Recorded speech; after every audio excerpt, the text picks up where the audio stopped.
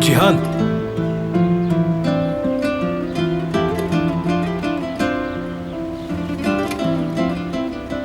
कैसे हो जिहान?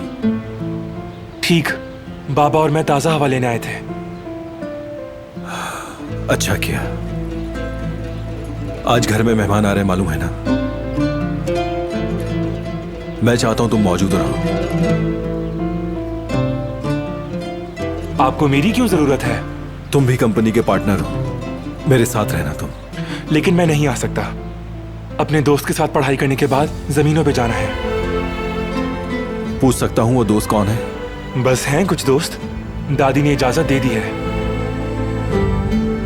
जिहान, मुझे यकीन है तुम पे, मगर फिर से गलती मत करना।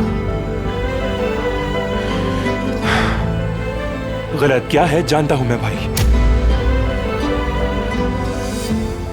लेकिन मैंने कुछ गलत नहीं किया।